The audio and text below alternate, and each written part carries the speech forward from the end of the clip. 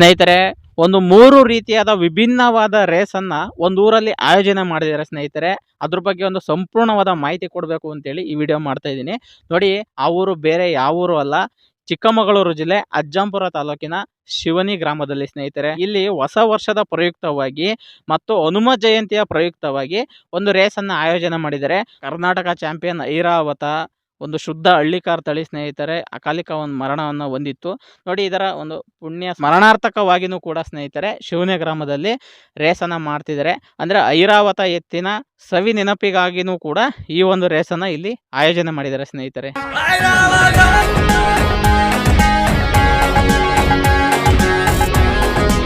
ನೋಡಿ, ಅವರು ಎಲ್ಲಿ ರೇಸನ್ನು ಆಯೋಜನೆ ಮಾಡ್ತಿದ್ದಾರೋ ಅದೇ ಒಂದು ಪಿಚ್ಚಿನ ಮೇಲೆ ನಿಂತ್ಕೊಂಡು ಈ ವಿಡಿಯೋ ಮಾಡ್ತಾ ಇದೀವಿ ಸ್ನೇಹಿತರೆ. ಇನ್ನೊಂದು ವಿಶೇಷ ಅಂದರೆ, ಬೇರೆ ಕಡೆ ಎಲ್ಲ ಬೈಕುಗಳನ್ನು ಬಹುಮಾನವನ್ನಾಗಿ ಇಡ್ತಾರೆ, ಆದರೆ ಇಲ್ಲಿ ಬೈಕುಗಳನ್ನು ಬಹುಮಾನವನ್ನಾಗಿ ಇಡೋದ್ರ ಜೊತೆಯಲ್ಲಿ ಅವರೇನೂ ಕೂಡ ರಿಜಿಸ್ಟ್ರೇಷನ್ ಮಾಡಿಕೊಡ್ತಿದ್ದಾರೆ ಸ್ನೇಹಿತರೆ. ಈ ಥರ ಒಂದು ವಿಭಿನ್ನವಾದ ಬಹುಮಾನಗಳನ್ನು ಕೂಡ ಇಲ್ಲಿ ಆಯೋಜನೆ ಮಾಡಿದ್ದಾರೆ. ನೋಡಿ, ಇಲ್ಲಿ ಸರಿಸುಮಾರು 13 ವರ್ಷಗಳ ಹಿಂದೆ ಹೆಸರಾಂತ ಜೋಡಿ ಎತ್ತಿನ ಗಾಡಿ ರೇಸುಗಳು ಆಗ್ತಾ ಇದ್ದು ಸ್ನೇಹಿತರೆ. 13 ವರ್ಷಗಳ ಒಂದು ವಿರಾಮದ ನಂತರ ಇಲ್ಲಿ ಮತ್ತೆ ಜೋಡಿ ಎತ್ತಿನ ಗಾಡಿ ರೇಸು ಇಲ್ಲಿ ತಲೆ ಎತ್ತುತ್ತಾ ಇದೆ. ಅದಕ್ಕೆ ಕಾರಣ ಈ ಶಿವನಿ ಗ್ರಾಮದ ಕಮಿಟಿಯವರು ಸ್ನೇಹಿತರೆ. ನಮ್ಮ ಚಿಕ್ಕಮಗಳೂರು ಜಿಲ್ಲೆಯಲ್ಲಿ ಅತಿ ಹೆಚ್ಚಿನ ರೈತಾಪಿ ವರ್ಗದವರು ವಾಸ ಮಾಡುವಂತ ಪ್ರದೇಶ ಅಂತ ಹೇಳಿದ್ರು ತಪ್ಪಾಗಲ್ಲ. ಯಾಕಂದ್ರೆ ಇಲ್ಲಿನ ಜನರ ಜೀವನಾಧಾರ ರೈತರಾಗಿದ್ದಾರೆ, ಹೊಲ ಗದ್ದೆಯಲ್ಲಿ ಉಳುಮೆನೆ ಮಾಡ್ತಿದ್ದಾರೆ. ಹಾಗಾಗಿ ಇಲ್ಲಿ ಒಂದು ವಿಶೇಷವಾದ ರೇಸನ್ನು ಆಯೋಜನೆ ಮಾಡ್ತಿದ್ದಾರೆ. ನೋಡಿ, ಅಲ್ಲಿ ಚಕ್ಕಡಿ ಗಾಡಿ ರೇಸು, ಬೇಸಾಯದ ರಾಸುಗಳ ರೇಸು, ರಾಜ್ಯ ಮಟ್ಟದ ಜೋಡಿ ಎತ್ತಿನ ಗಾಡಿ ರೇಸು, 3 ರೀತಿಯಾದ ರೇಸುಗಳನ್ನು ಆಯೋಜನೆ ಮಾಡಿದ್ದಾರೆ. ಗಾಡಿ ರೇಸಿನ ಅಭಿಮಾನಿಗಳಂತೂ ಇಲ್ಲಿ ರಸದೌತಣ ಆಗಿದೆ ಸ್ನೇಹಿತರೆ. ಇಲ್ಲಿಗೆ ಅಂತ ಒಂದು ರಸದೌತಣದ ಬಗ್ಗೆ ಇಲ್ಲಿನ ಕಮಿಟಿಯವರಿಂದ ಹೆಚ್ಚಿನ ಮಾಹಿತಿ ತಿಳಿಸ್ಕೊಡ್ತೀನಿ. ದಯವಿಟ್ಟು ಸ್ನೇಹಿತರೆ ಈ ವಿಡಿಯೋವನ್ನು ನನ್ನ ಚಾನಲ್ಗೆ ಸಬ್ಸ್ಕ್ರೈಬ್ ಆಗಿ ಸಂಪೂರ್ಣವಾಗಿ ನೋಡಿ. ಸರ್ ನಮಸ್ತೆ. ಸರ್ ನಮಸ್ತೆ. ಸರ್, ನಿಮ್ಮ ಗ್ರಾಮದ ಪರಿಚಯ ಮಾಡ್ಕೊಡೋದ್ರ ಜೊತೆಯಲ್ಲಿ ಸ್ವಲ್ಪ ರೇಸಿನ ಬಗ್ಗೆ ಮಾಹಿತಿ ತಿಳಿಸಿ. ಸರ್, ನಮ್ಮದು ಚಿಕ್ಕಮಗಳೂರು ಡಿಸ್ಟಿಕ್ಕು ಅಜ್ಜಂಪುರ ತಾಲೂಕು ಶಿವನಿ ಹೋಬಳಿ ಶಿವನಿ ಗ್ರಾಮ. ಸರ್, ಇಲ್ಲಿ 3 ರೀತಿ ರೇಸ್ ಮಾಡೋಕ್ಕೆ ಅಂತ ಹೊರಟಿದ್ದೀವಿ. ಇದರಲ್ಲಿ ಚಕ್ಡಿ ಗಾಡಿ ಮೊದಲನೇದು, ವ್ಯವಸಾಯದ ರಾಸಿಂದು 2ನೇದು, ಅಂತಾರಾಜ್ಯ ಮಟ್ಟದ ಜೋಡಿ ಎತ್ತಿನ ಗಾಡಿ 3ನೇದು. ಸರ್, ಇನ್ನೊಂದು ಪ್ರಶ್ನೆ ಅಂದ್ರೆ, ಬೇರೆ ಕಡೆ ಎಲ್ಲ ಒಂದೊಂದು ರೀತಿಯ ರೇಸ್ಗಳನ್ನ ಮಾಡ್ತಾರೆ, ಇವು 3 ರೇಸನ್ನು ನಿಮ್ಮೂರಲ್ಲಿ ಮಾಡ್ತಾ ಇದೀರಾ, ಅದಕ್ಕೆ ಕಾರಣ? ಸರ್, ಇಲ್ಲಿ ಏನಾಗುತ್ತೆ ಅಂದ್ರೆ, ಕೆಲವೊಬ್ರು ಕರೀನಾರ್ ಬಂದಿರ್ತಾರೆ, ಕೆಲವೊಬ್ರು ವ್ಯವಸಾಯದ ರಾಸು ಕಟ್ಟಿರೋರು ಇರ್ತಾರೆ, ಕೆಲವೊಬ್ರು ದೊಡ್ಡ ರೇಸ್ ಆಡ ಅಂತ ಕಟ್ಟಿರ್ತಾರೆ. ಒಬ್ರಿಗೊಂದು ಇದಾಗಬಾರ್ದು, ಬೇಜಾರಾಗಿ ಹೋಗ್ಬಾರ್ದು ಅಂತ ಅನ್ನೋ ಉದ್ದೇಶಕ್ಕೋಸ್ಕರ ಯಾರು ಸತ ಶಿವನಿಗೆ ಬಂದರು ಹಂಗೆ ಹೋಗ್ಬಾರ್ದು ಅನ್ನೋ ಉದ್ದೇಶಕ್ಕೋಸ್ಕರವ ಎಲ್ಲರಿಗೂ ಎಂಟರ್ಟೈನ್ಮೆಂಟ್ ಸಿಗ್ಬೇಕು. ನೋಡಿ ಸ್ನೇಹಿತರ, ಪ್ರತಿಯೊಬ್ಬರಿಗೂ ವೇದಿಕೆ ಸಿಗಬೇಕು ಅಂತ ಮಾಡ್ತಾ ಇದ್ದಾರೆ. ಎಲ್ಲಾ ರೀತಿಯ ರಾಸುಗಳನ್ನು ಕಟ್ಟಿರುವ ರೈತರು ಇಲ್ಲಿ ಇದ್ದಾರೆ ಸ್ನೇಹಿತರೆ. ಹಾಗಾಗಿ ಎಲ್ಲರಿಗೂ ಒಂದು ಅವಕಾಶ ಕೊಡ್ಬೇಕಂತೇಳಿ ಆಯೋಜನೆ ಮಾಡಿದ್ದಾರೆ. ಸರ್, 13 ವರ್ಷಗಳ ನಂತರ ನೀವು ಗಾಡಿ ರೇಸನ್ನು ಆಯೋಜನೆ ಮಾಡ್ತಾ ಇದ್ದೀರಾ. ಸರ್, 13 ವರ್ಷಗಳ ನಂತರ ಮಾಡುವ ರೇಸಲ್ಲಿ ಯಾವ ರೀತಿಯಾದ ಬಹುಮಾನಗಳಿರ್ತವೆ, ಮೊದಲಿಂದ ಪ್ರಾರಂಭ ಮಾಡಿ ಸರ್. ಈಗ ಚಕಡಿ ಗಾಡಿ ರೇಸಿಂದ ಪ್ರಾರಂಭ ಮಾಡಿ, ಇದು ಯಾವತ್ತಿರುತ್ತೆ?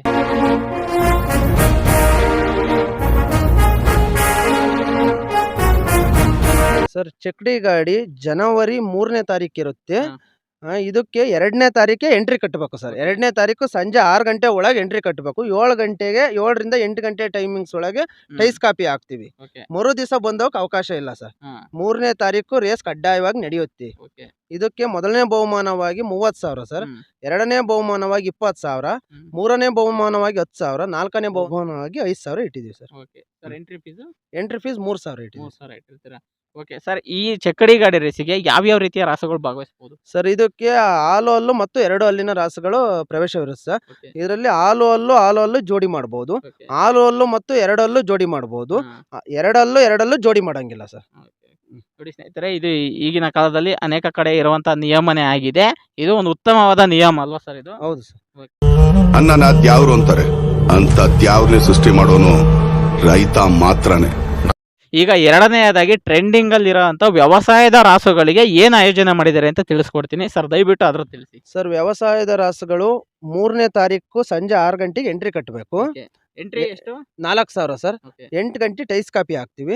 4ನೇ ತಾರೀಕು 10 ಗಂಟೆ ಕಡ್ಡಾಯವಾಗಿ ರೇಸ್ ಸ್ಟಾರ್ಟ್ ಆಗುತ್ತೆ ಸರ್. ಇದಕ್ಕೆ ಪ್ರಥಮ ಬಹುಮಾನವಾಗಿ 40,000, ದ್ವಿತೀಯ ಬಹುಮಾನವಾಗಿ 30,000, ತೃತೀಯ ಬಹುಮಾನವಾಗಿ 20,000, ಚತುರ್ಥ ಬಹುಮಾನವಾಗಿ 10,000 ಇಟ್ಟಿದ್ದೀವಿ ಸರ್. ಎಲ್ಲದಕ್ಕೂ ಆಕರ್ಷಕ ಟ್ರೋಫಿ ಇರುತ್ತೆ ಸರ್. ಓಕೆ ಸರ್, ಆಯ್ತು ಸರ್. ಇಲ್ಲಿ ಯಾವ್ಯಾವ ರೀತಿಯ ರಾಸುಗಳು ಭಾಗವಹಿಸಬಹುದು? ಸರ್, ಇಲ್ಲಿ 2 ಹಲ್ಲು ಮತ್ತು 4 ಹಲ್ಲಿನ ಬೀಜದ ಗುಳಿಗಳಿಗೆ ಅವಕಾಶವಿರುತ್ತದೆ. ಒಂದು ಬೀಜದ ಗೂಳಿಗೆ ಒಂದು ಹಳ್ಳಿಕಾರ್ ಕಸಿ ಹಾಕ್ಬೋದು, ಇಲ್ಲ ಜೋಡಿ ಹಳ್ಳಿಕಾರ್ ಇದನ್ನ ಜೋಡಿ ಮಾಡ್ಬೋದು. ಒಂದು ಕಿಲಾರಿಗೆ ಒಂದು ಹಳ್ಳಿಕಾರ್ ಜೋಡಿ ಮಾಡ್ಬೋದು ಸರ್. ಸರ್ ಅಂದ್ರೆ ಬಾಯಿಗೂಡ ಅಂತ ಗೂಳಿಗೆ ಅವಕಾಶ ಇರಲ್ಲ. ಇಲ್ಲ, ಇರೋದಿಲ್ಲ ಸರ್. 6 ಗೂಳಿಗೂ ಸತ ಅವಕಾಶ ಇರಲ್ಲ. ಎರಡಲ್ಲೂ 4 ಎರಡಲ್ಲೂ 4 ಅಷ್ಟೇ. ನೋಡಿ ಸ್ನೇಹಿತರೆ, ಇದಿಷ್ಟು ವ್ಯವಸಾಯದ ರಾಸುಗಳ ಬಗ್ಗೆ ಒಂದು ಮಾಹಿತಿ. ಇಲ್ಲಿ ಹಳ್ಳಿಕರಿಗೆ ಹೆಚ್ಚಿನ ಪ್ರಾಮುಖ್ಯತೆಯನ್ನು ಕೊಟ್ಟಿದ್ದಾರೆ, ಅಂದ್ರೆ ಅದರಲ್ಲಿ ಕಸಿ ಎತ್ತಿಗೆ ಹೆಚ್ಚಿನ ಪ್ರಾಮುಖ್ಯತೆಯನ್ನ ಕೊಟ್ಟಿದ್ದಾರೆ ಸ್ನೇಹಿತರೆ. 4,000 ಎಂಟ್ರಿ ಇರುತ್ತೆ, ಈ ರೀತಿಯಾದ ಬಹುಮಾನಗಳಿರುತ್ತೆ, ಈ ರೀತಿಯಾದ ರಾಸುಗಳು ಭಾಗವಹಿಸಬಹುದು.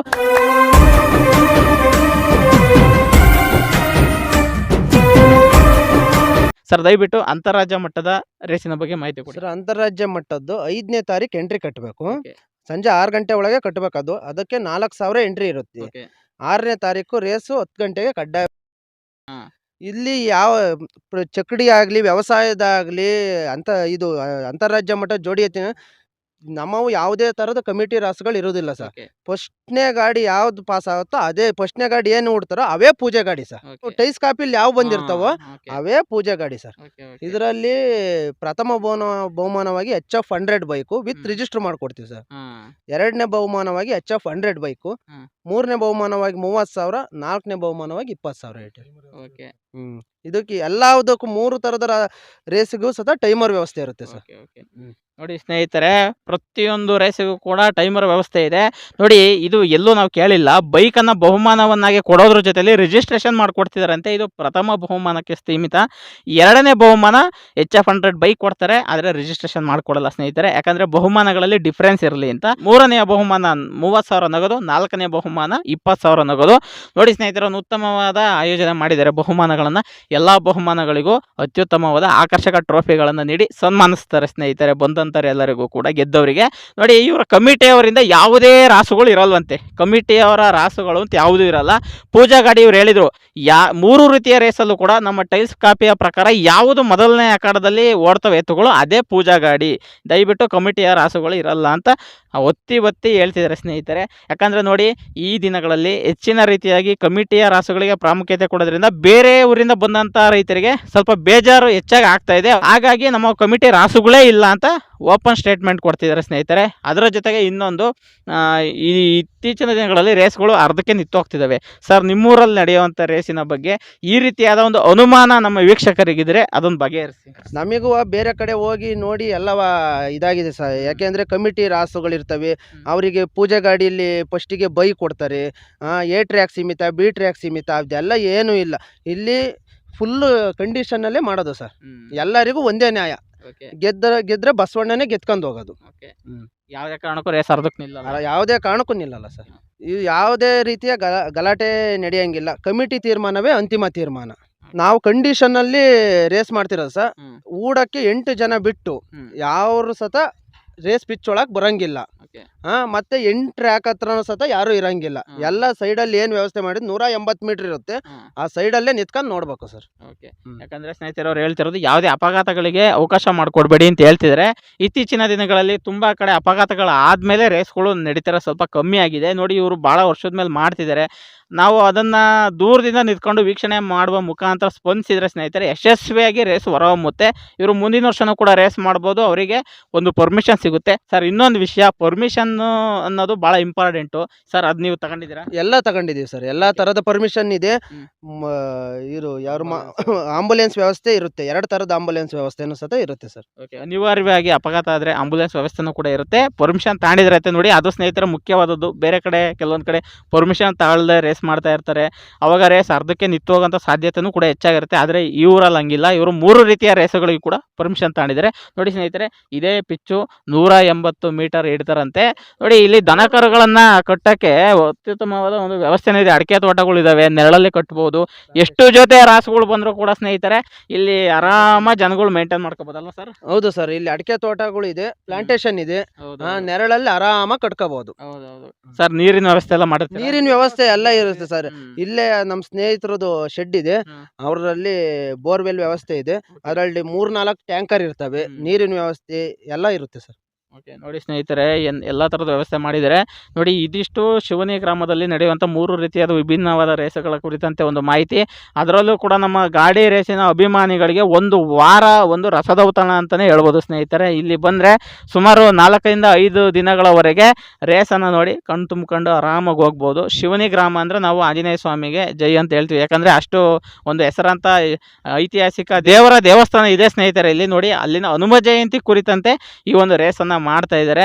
ಇದು ಶುಭವಾಗಿ ಹೊರಹೊಮ್ಮಲಿ ಅಂತ ಕೂಡ ಸ್ನೇಹಿತರೆ ನಿಮ್ಮೆಲ್ಲರ ಪರವಾಗಿ ನಾನು ನನ್ನ ಚಾನಲ್ ಮುಖಾಂತರ ಇವರಿಗೆ ಆಶಿಸ್ತಾ ಇದ್ದೀನಿ. ಯಾವುದೇ ತರದ ಗದ್ದಲ ಗಲಾಟೆ ಮಾಡಿ ರಾಸುಗಳ ಮಾಲೀಕರು ಟೈ ಆಗಿದ್ದ ಸಂದರ್ಭದಲ್ಲಿ ಒಬ್ಬರೇ ಬರಬೇಕು ತೀರ್ಮಾನಕ್ಕೆ. ಕಮಿಟಿಯವ್ರ ಹತ್ರ ಒಬ್ಬರೇ ಬರಬೇಕು. ಕಮಿಟಿ ಮತ್ತೆ ಅಂಪೈರ್ ತೀರ್ಮಾನವೇ ಅಂತಿಮ ತೀರ್ಮಾನ ಇರುತ್ತೆ.